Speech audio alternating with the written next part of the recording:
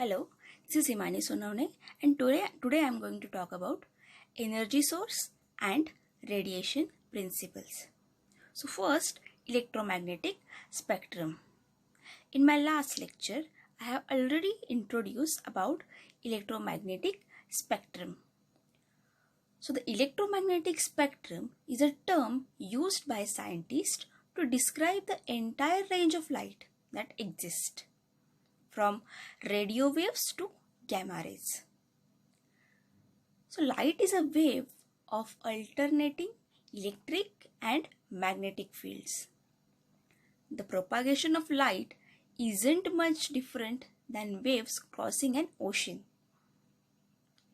So, like any other way, light has a few fundamental properties that describe it.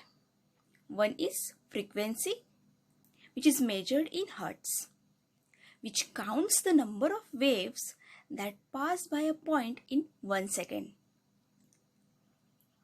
Another closely related property is wavelength. It is a distance from the peak of one wave to the peak of next. So these two properties are inversely related. The larger the frequency, the smaller the wavelength, and vice versa. So radio waves has wavelength that is 10 raised to 3 and its frequency is 10 raised to 4 hertz. Microwave has wavelength 10 raised to minus 2 meters, while frequency is 10 raised to 8 hertz. Infrared has wavelength of 10 raised to minus 5 meters, while frequency has 10 raised to 12 hertz. Visible rays has wavelength 0.5 into 10 raised to minus 6 meters, while frequency is 10 raised to 15 hertz. Ultraviolet rays has wavelength 10 raised to minus 8 meters, while frequency is 10 raised to 16 hertz. Then X-ray has a wavelength of 10 raised to minus 10 meters, while frequency has 10 raised to minus 18. Then gamma rays has wavelength 10 raised to minus 12 meters and frequency is 10 raised to 20 hertz. So the frequency of gamma ray is higher in electromagnetic spectrum, and the wavelength of the gamma rays is shorter. Then there are some rays which cannot pass through the atmosphere to the Earth's surface because of their frequency. So what are those, or which are those rays or regions of electromagnetic spectrum? So first, gamma rays. So gamma rays has high frequency, so these incoming radiations are completely absorbed by upper atmosphere and they cannot reach to the Earth's surface and not available for remote sensing. Then X-rays. X-rays having wavelength 0.03 to 30 nanometer. So these are completely absorbed by atmospheres. These are also cannot reach to the Earth's surface. Then ultraviolet rays. Ultraviolet rays having wavelength 0.03 to 0.4 micrometer. So these are also absorbed by the ozone layer which is present in the stratosphere of the atmosphere. Then photographic ultraviolet band.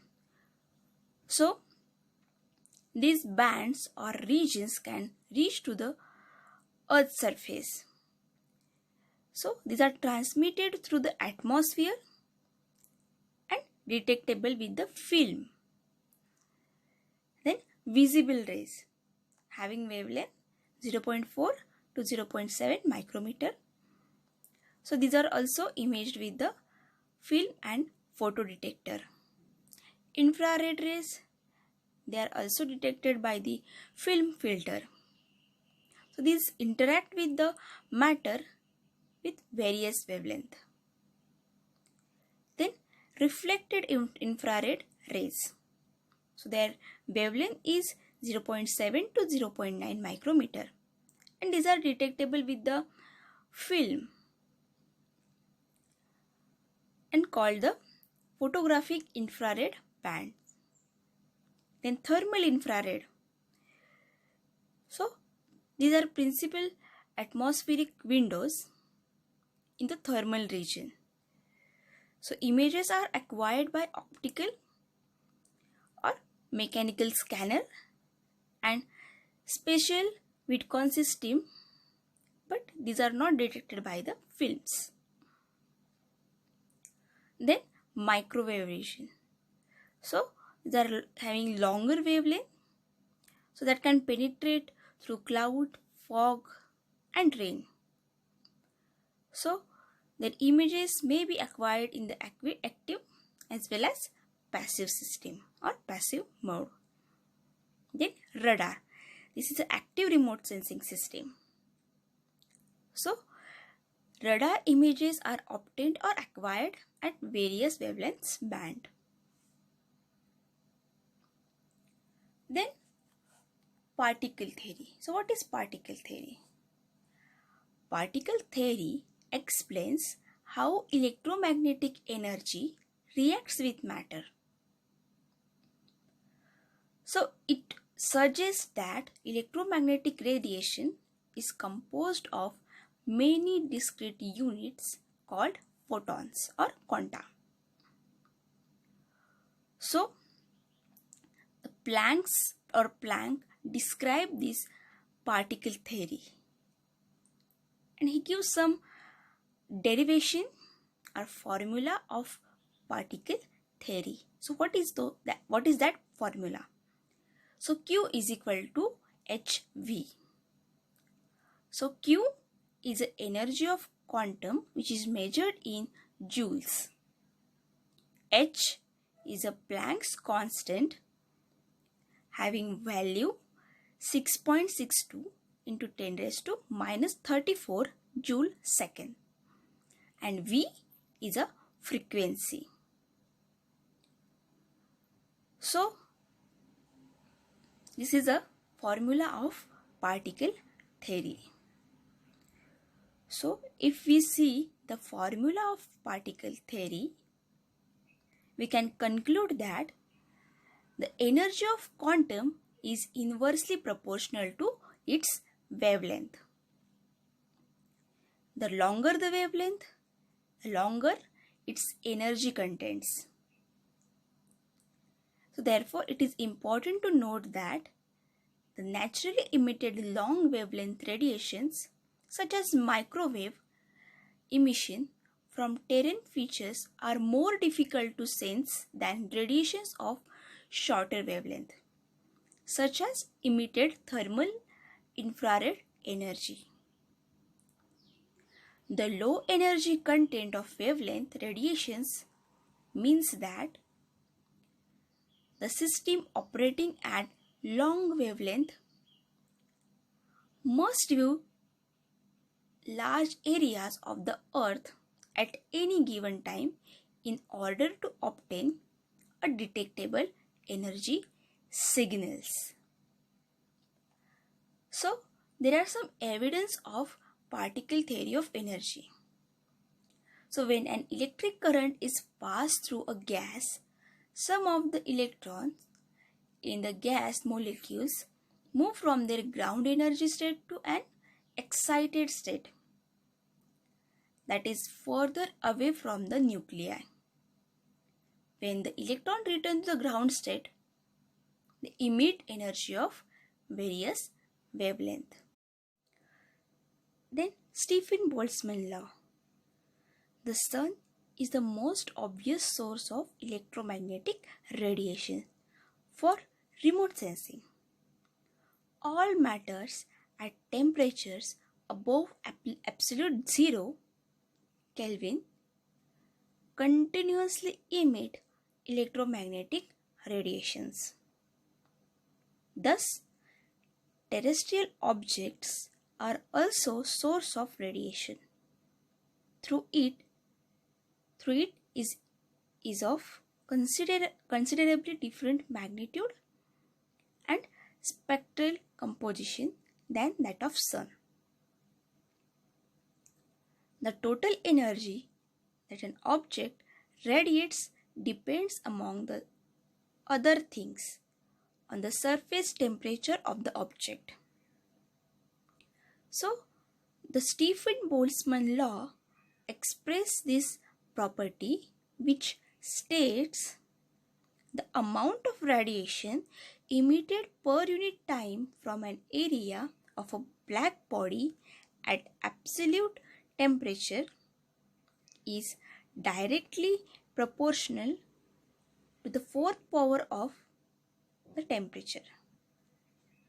So, equation of Stephen Boltzmann law is m is equal to sigma T raised to 4.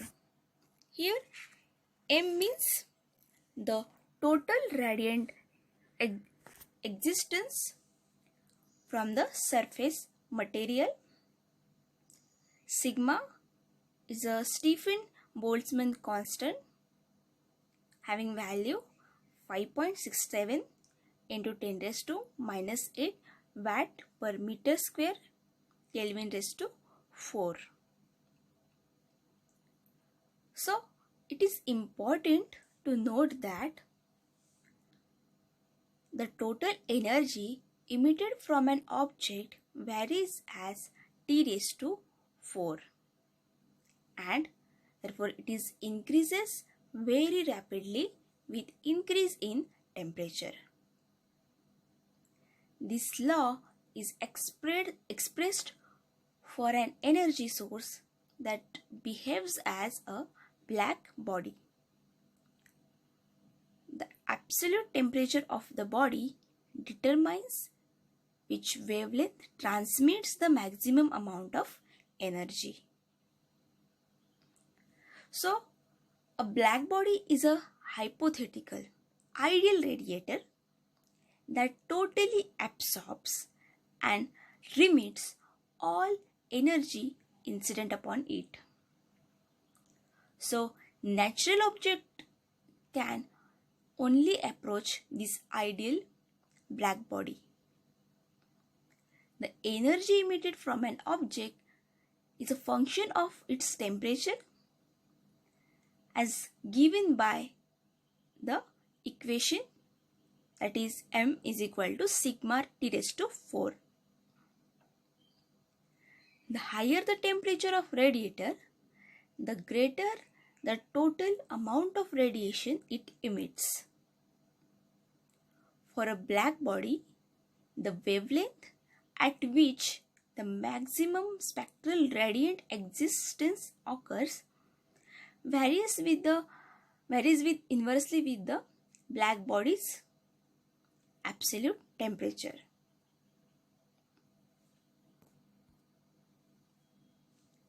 So, on the basis of response to electromagnetic radiations, the objects are classified into 3 categories wise: black body, grey body and white body. So, electromagnetic radiations interact differently with these bodies. So, first, black bodies. Black body is an idealized physical body that absorbs all incident electromagnetic radiation regardless of frequency or angle of incidence. The name black body is given because it absorbs radiation in all frequencies. not because it only absorbs. A black body can emit black body radiation. So there are some characteristics of black bodies that are: it is a perfect emitter, then at any prescribed temperature it has the highest monochromatic emissive power at all wavelengths. A black body absorbs all incident energy. It is a non-reflective body. It is a diffusive or diffuse emitter. Then grey body. Grey bodies means which emit only a proportion of the energy they receive. It is a body whose absorptivity of the surface does not vary with the variation in temperature and wavelength of the incident radiation. Then white bodies is one with a rough surface that reflects all incident rays completely and uniformly in all directions. Then emissivity.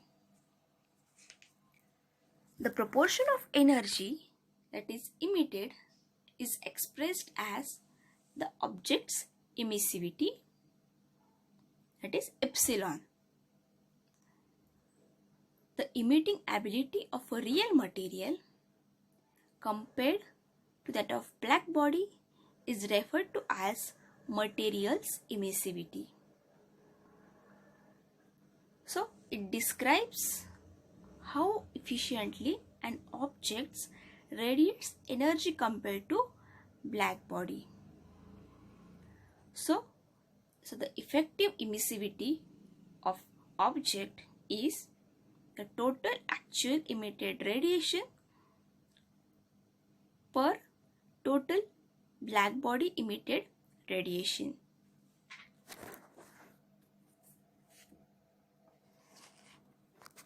So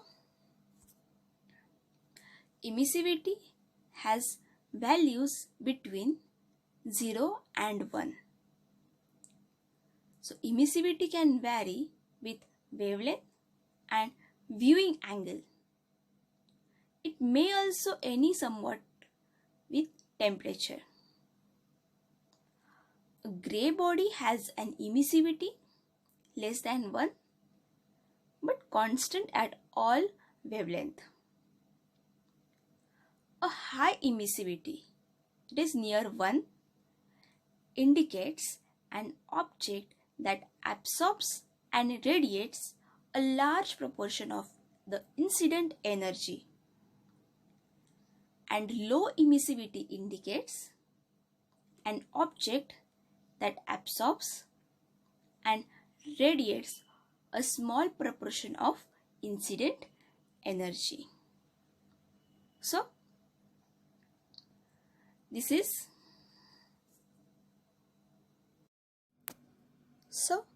is about energy source and radiation principle. In next lecture, we'll see energy interaction in the atmosphere,